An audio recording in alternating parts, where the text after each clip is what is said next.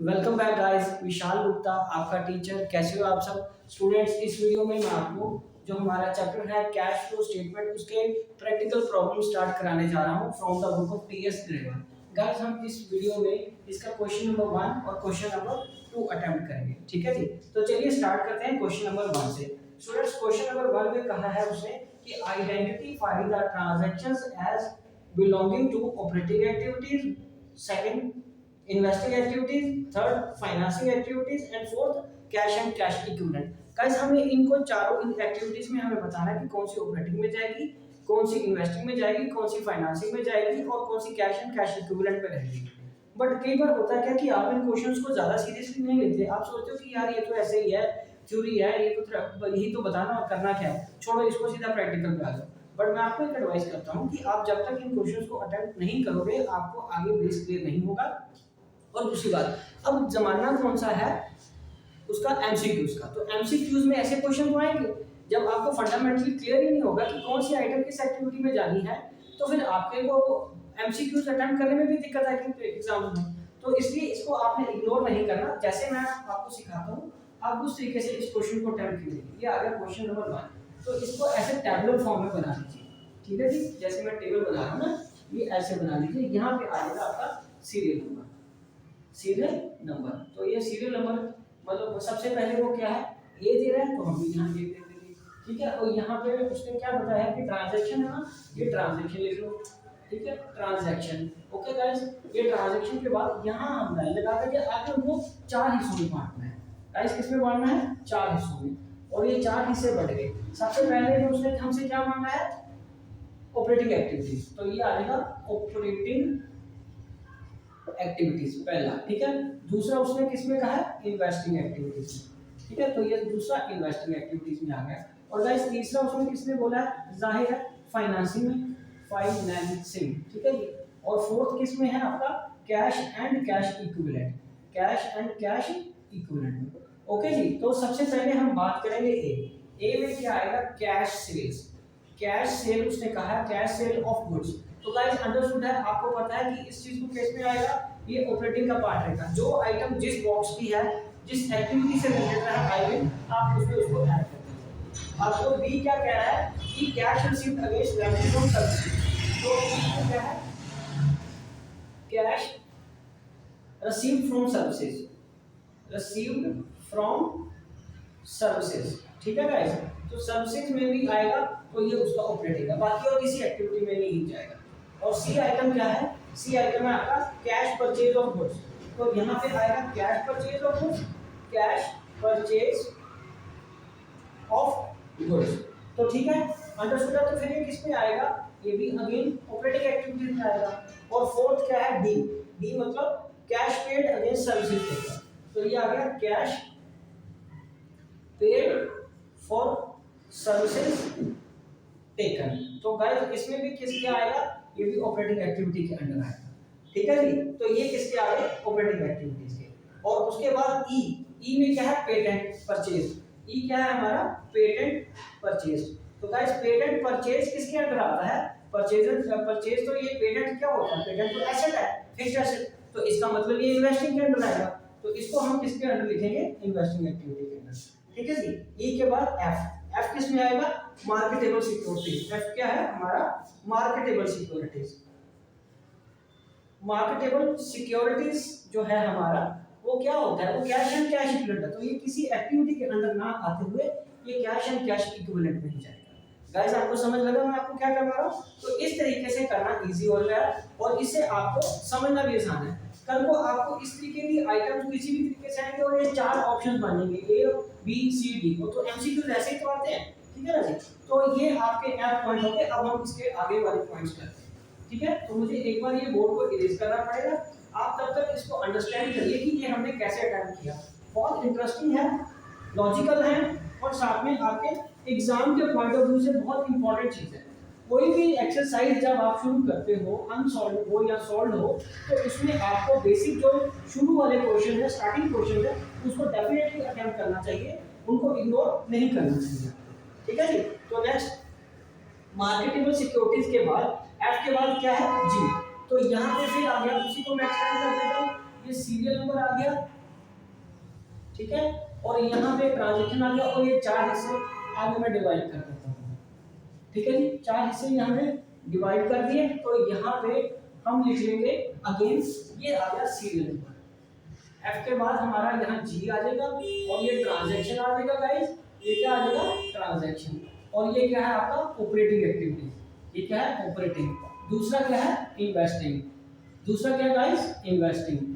तीसरा क्या है फाइनेंसिंग, फाइनेंसिंग, और चौथा क्या है cash and cash equivalent. Okay जी, चलिए तो उसके बाद क्या है जी bank overdraft. Bank overdraft mind it, bank overdraft किस में आएगा, ये आपका फाइनेंसिंग का पार्ट होता है, ठीक है। नो डाउट ये करंट लायबिलिटीज होता है, लेकिन कैश फ्लो को बनाते समय, कैश फ्लो स्टेटमेंट बनाते समय हम इसको फाइनेंसिंग का पार्ट कंसीडर करते हैं। और एच में क्या है हमारा proceed from issue of debentures, proceed from issue of debentures. तो अंडरस्टूड है, फिर ये क्या हो गया इशू ऑफ डिबेंचर्स लिख के यहाँ पे हमारे पास ये फाइनेंसिंग एक्टिविटी बन गया, ये क्या आ जाएगा फाइनेंसिंग एक्टिविटी आ जाएगा। बार बार डैश लिखने से कई बार कंफ्यूजन बढ़ सकती है कि क्या चीज है, तो हम इसको इग्नोर करते हैं, जो आइटम है सिर्फ उसी बॉक्स में हम टिक कर देते हैं एच। और उसके बाद अगली ट्रांजैक्शन क्या है आई परचेज ऑफ शेयर्स। तो जब हमने परचेज करे हैं शेयर, तो इसका मतलब हमने क्या किया है इन्वेस्टमेंट की है, परचेज ऑफ शेयर्स। तो हमने गाइस क्या किया है इन्वेस्टमेंट किया, तो वो इन्वेस्टिंग एक्टिविटीज में आ जाएगा। आई के बाद जे, तो जे में क्या आएगा गाइस, जे आता है आई के बाद J repayment of long term loan. तो repayment of long term loan, ठीक है, repayment of long term loan या कोई भी लोन हो, लॉन्ग टर्म लोन, तो गाइस ये किस में आ जाएगा अगेन फाइनेंसिंग में। उसके बाद जे के बाद के, नेचुरली वो क्या है वो कमीशन रिसीव। तो कमीशन रिसीव किसके अंडर आएगा आपका ऑपरेटिंग, कमीशन रिसीव किस में आएगा कमीशन रिसीव्ड ऑपरेटिंग के अंदर आ गया के, ठीक है जी। और उसके बाद के बाद क्या है M, redemption of debenture. Redemption of debenture का मतलब है आपने रिडम्पशन की है, रीपेमेंट करी है, तो उसका फिर ये फाइनेंसिंग में आएगा कि उसको एल में आएगा रिडम्पशन ऑफ डिबेंचर, एल आ गया रिडम्पशन ऑफ डिबेंचर्स, ठीक है जी। ये किस में आएगा फाइनेंसिंग में। उसके बाद एल के बाद एम, ठीक है। तो एम में क्या आ जाएगा आपका इंटरेस्ट ऑन डिबेंचर्स, क्या आ जाएगा guys interest on debentures. Interest on debentures हमने नेचुरली यहाँ पे किया है, एम जो है हमने पे किया है, तो वो फाइनेंसिंग का पार्ट आ जाता है, ओके। उसके बाद क्या है interest on investment, M interest on investment, interest on investment, तो ये हमारी इनकम है, और इन्वेस्टमेंट लॉन्ग टर्म है, तो ये फिक्स्ड होने की वजह से ये इन्वेस्टिंग में आ जाएगा एंड, ठीक है। उसके बाद नेक्स्ट क्या है हमारा वो इनकम टैक्स पेड। तो वो में क्या है इनकम टैक्स पेड, तो जाहिर है ये इनकम टैक्स पेड है, तो ये ऑपरेटिंग का पार्ट आएगा, ठीक है जी। ये किसका पार्ट आएगा गाइस ऑपरेटिंग का पार्ट आएगा। तो यहाँ तक वो तक ट्रांजैक्शन होती है। अब मेरे पास थोड़ा सा कंस्ट्रेंट है स्पेस का, लेकिन सिर्फ दो बचे हैं, एक है कैश रिसीव फ्रॉम डेटर्स, तो ओ के बाद पी, पी में हमारे पास क्या आ रहा है, पी में हमने उसे दिया है income tax paid on gain of sale of asset, ये इंटरेस्टिंग है, ठीक है। Income tax paid on gain on fixed assets, naturally fixed asset पे जो गेन आया है, तो वो किसका पार्ट है इन्वेस्टिंग का पार्ट है गाइस, क्योंकि जो फिक्स्ड एसेट होती है वो इन्वेस्टिंग के अंदर आती है, तो इसलिए जो इन्वेस्टमेंट आपने पे उसमें जो गेन होने पे आपने इनकम टैक्स पे किया है वो इसमें से ही लेस होगा, इन्वेस्टिंग का पार्ट ही कहलाएगा, ठीक है जी। अब उसके बाद दो ट्रांजैक्शन और रह गई हैं, मैं इसको आपको कर देता हूं। आई होप कि आपने ये नोट कर लिया है, ठीक है जी। गाइस आप वीडियो को स्लो करके पॉज करके भी इसको अंडरस्टैंड कर लेते हो, हल कर सकते हो। हालांकि ये कोई ऐसी रॉकेट साइंस नहीं है, ये लॉजिकल आइटम्स हैं जो आपको पता होनी चाहिए कैश फ्लो को बनाने से पहले कि इन आइटम का ट्रीटमेंट किस किस हेड के अंडर होगा, क्या वो ऑपरेटिंग का पार्ट रहेगा, क्या वो इन्वेस्टिंग में जाएगा, क्या वो फाइनेंसिंग में जाएगा, या कैश एंड कैश इक्विवेलेंट का पार्ट रहेगा, ठीक है गाइस। तो अब दो ट्रांजैक्शन रह गई हैं, ओ पी हो गया हमारा, क्यू, क्यू में क्या कह रहा है कैश रिसीव्ड फ्रॉम डेटर, तो क्यू में गाइस क्या आ गया कैश रिसीव्ड फ्रॉम डेटर्स। तो कैश रिसीव्ड फ्रॉम डेटर्स किस में आएगा? जाहिर है डेटर्स किससे रिलेटेड होते हैं? बिजनेस से। तो ठीक है कैश पे टू क्रेडिट, क्यू के बाद लास्ट में है R, cash paid to creditors. तो ये किस में आ जाएगा? अगेन आपका इसमें आ जाएगा। ठीक है जी, ऑपरेटिंग। तो इसी के साथ ये क्वेश्चन नंबर 1 हमारा कंप्लीट हो जाता है। ठीक है गाइस, तो चलिए अब हम क्वेश्चन नंबर 2 बात करते हैं। Classify the following transaction as operating activities for a financial company and a non financial company. तो गाइस यहाँ पे क्वेश्चन थोड़ा सा चेंज हो गया है। तो इसमें आपको बताना सिर्फ है कि ये ऑपरेटिंग है या नहीं है, और वो किसके लिए? फाइनेंसिंग या नॉन फाइनेंसिंग ट्रांजैक्शन के लिए। ठीक है गाइस, तो चलिए इसको अब हम क्या करते हैं, इसको हम मिटा देते हैं। तो सेकंड क्वेश्चन का फॉर्मेट मैं आपको बना कर देता हूं, फिर उसको हम इजीली अंडरस्टैंड करेंगे। राइट गाइस, चलिए तो इसमें हम क्या करेंगे, सबसे पहले सेकंड क्वेश्चन। ठीक है जी, और यहाँ पे क्या आ जाएगा आपको ये बताना है। ये सीरियल नंबर है, ये सीरियल नंबर, ये ट्रांजैक्शन आ जाएगा। ये है तो ऑपरेटिंग है, पर फाइनेंसिंग के लिए क्या है? तो कौन सा? नॉन फाइनेंसिंग के लिए ऑपरेटिंग एक्टिविटीज। क्या गाइस? Operating activities. और ये किसके अंदर आ रहा है? सबसे पहले आपको बताना है कौन सा? फाइनेंशियल के लिए, फाइनेंशियल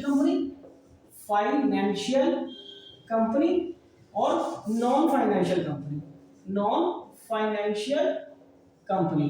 ठीक है जी, तो इसमें क्या आ जाएगा? ट्रांजैक्शन। ये क्या आ गया गाइस? आपका ट्रांजैक्शन आ गया, और ये क्या आ गया? Serial number. तो सबसे पहले ट्रांजैक्शन हमारी क्या आ रही है? A, purchase of shares on a stock exchange.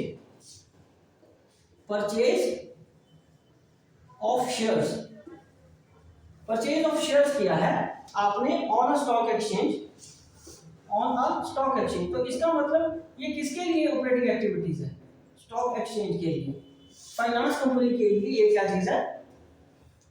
ठीक है, फाइनेंस कंपनी के लिए ऑपरेटिंग एक्टिविटीज है। और डिविडेंड रिसीव्ड ऑन शेयर्स, जाहिर है बी किसका है? डिविडेंड रिसीव्ड ऑन शेयर्स, किसके लिए? फाइनेंस कंपनी के लिए अगेन। ठीक है जी, और तीसरा क्या है? Dividend paid on shares, dividend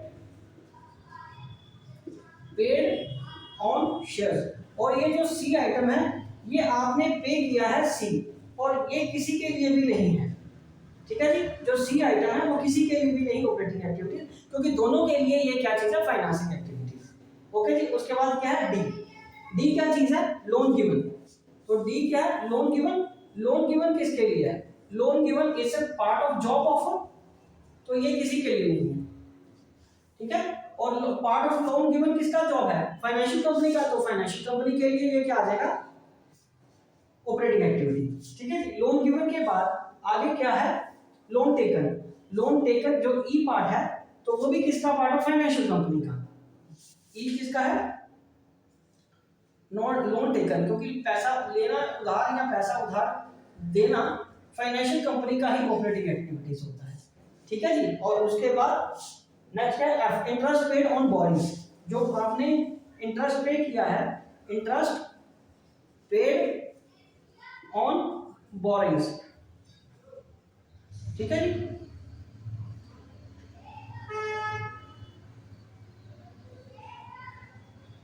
ठीक है जी, बोरिंग में आपने जो पे किया है वो भी अगेन ऑपरेटिंग का ही पार्ट है। क्लियर है स्टूडेंट्स? ये थे हमारे सेकंड क्वेश्चन के कंपोनेंट्स। इसमें कोई भी ऐसा कंपोनेंट नहीं है जो नॉन फाइनेंशियल कंपनी का है। हालांकि ये जो डिविडेंड पेड ऑन शेयर्स है, ये दोनों में से किसी के का भी पार्ट नहीं है, ये फाइनेंसिंग का पार्ट होता है। ठीक है, इसलिए ऑपरेटिंग के अंडर दोनों में से किसी को भी नहीं आएगा। तो गाइस ये रहा आपका पूरा सॉल्यूशन। आई होप कि आपको अच्छे से समझ आ गया होगा।